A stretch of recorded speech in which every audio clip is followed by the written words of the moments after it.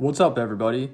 Hello and welcome to Not Your Average Meta, an MTG Commander channel dedicated to bringing you decks and commanders you wouldn't normally find in your average meta. This week's video is brought to you by our new channel sponsor, International MTG. If you're looking for competitive pricing on your favorite MTG cards, old and new, be sure to check out the International MTG store and TCG Player, link in the description of this video. This week on Not Your Average Meta, we've got a spicy showdown featuring some of the newly popular commanders released so far in 2022. Be sure to also come play some games with the crew at Commandfest Indianapolis on July 9th.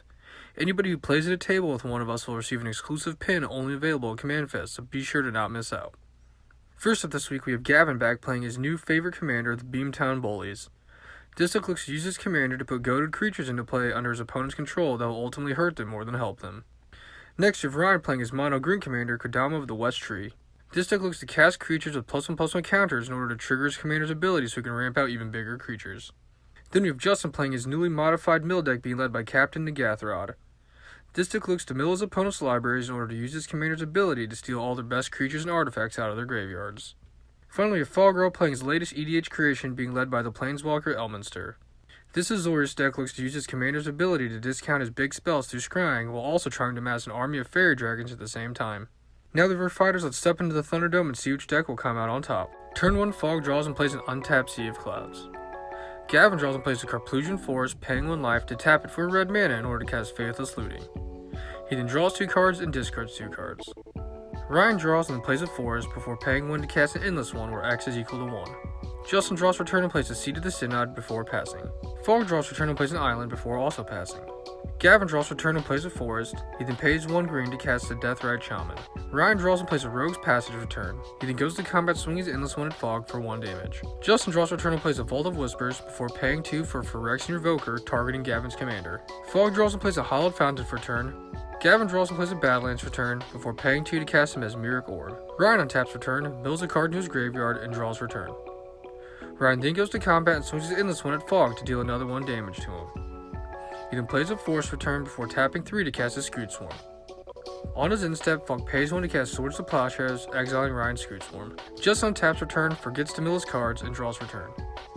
He then pays 3 for a Chromatic Lantern and passes. Fog untaps return, mills cards into his graveyard, and draws return. He then plays an Island before paying 4 for an Anointed Procession. Gavin untaps, mills cards into his graveyard, and then draws return. He then plays a Reflecting Pool and passes. Ryan untaps return, mills cards into his graveyard, and draws return. Ryan then plays a Forest and continues his unprovoked targeting attacks at Fog, dealing another damage to him with his Endless One. He then pays 4 for a Forgotten Ancient and passes. Justin untaps return, remembers to mill his cards, and draws return. Justin then plays a Swamp before paying 5 to cast his commander, Captain Nagathrod.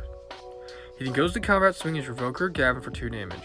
Gavin then mills 2 cards, not hitting a creature or artifact, and Justin passes. Fog untaps return, mills cards into his graveyard, and draws return. Fog then plays the Plains before paying 5 to cast his commander, Elminster.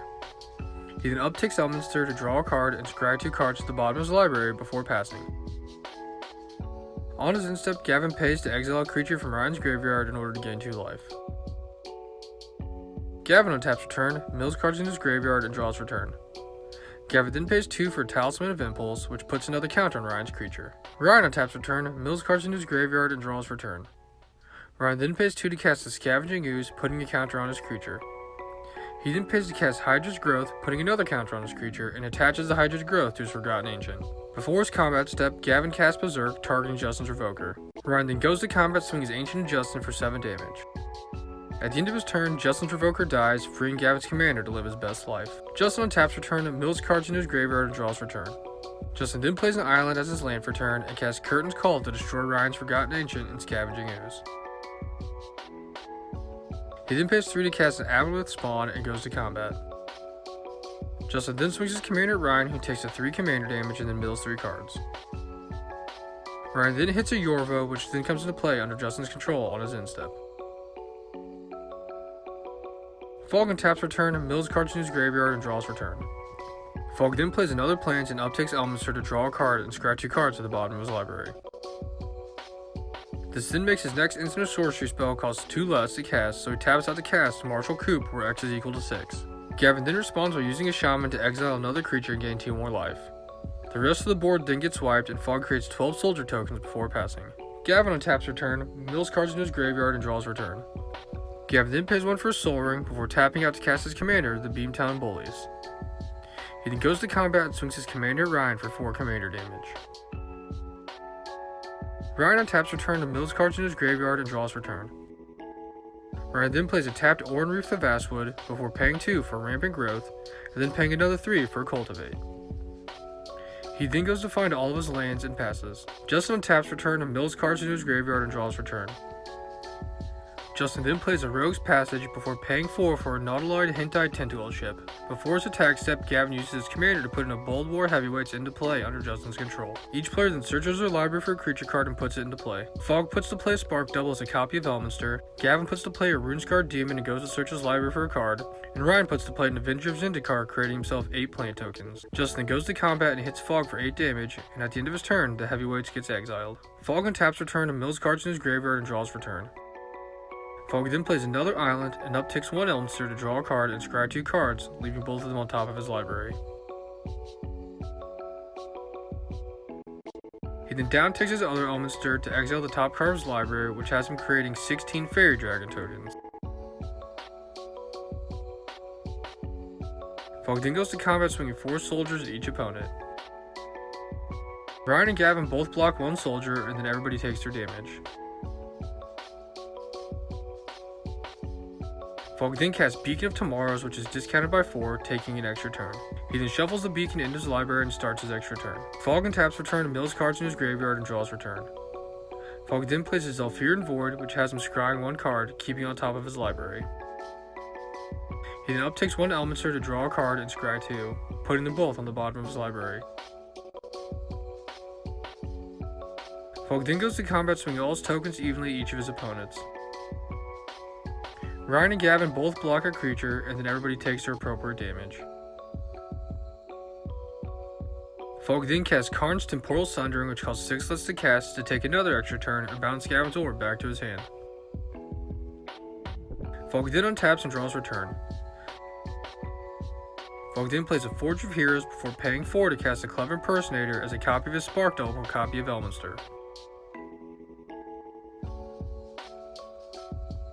He then upticks 1 Elminster to draw a card and scry 2, keeping them on the top of his library.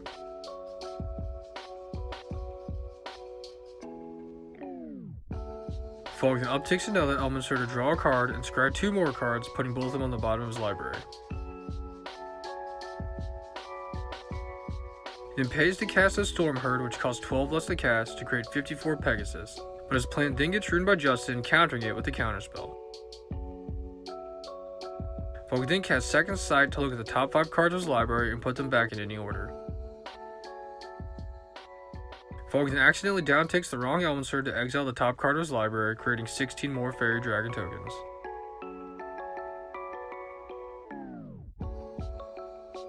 He then goes to combat evenly swinging dragons and soldiers at each of his opponents once again. Ryan and Gavin both block a creature, and then everybody takes the rest of their damage.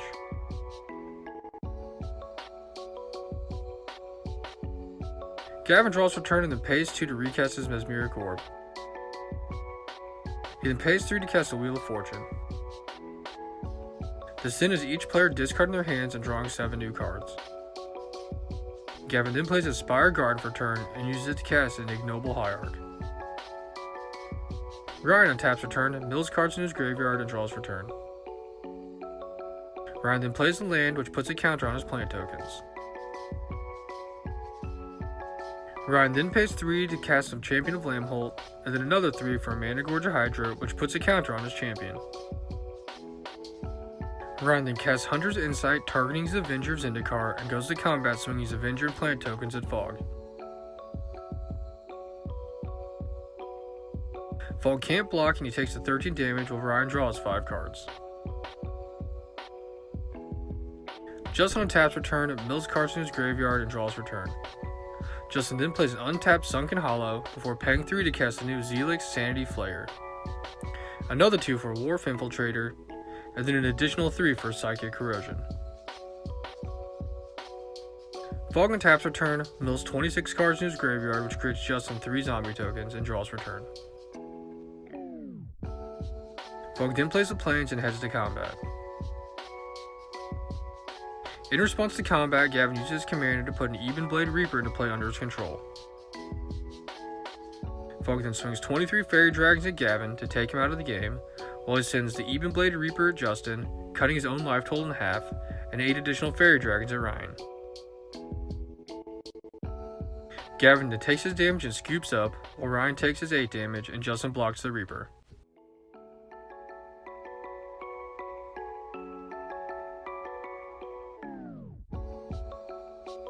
Fogg then upticks an Elminster to draw a card and scry 2 cards to the bottom of his library.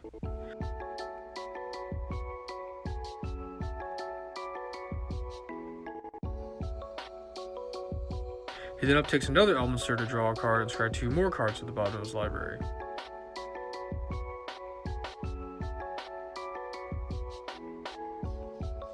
Fogg then upticks his third Elminster to draw another card and scry 2, once again keeping him on top of his library.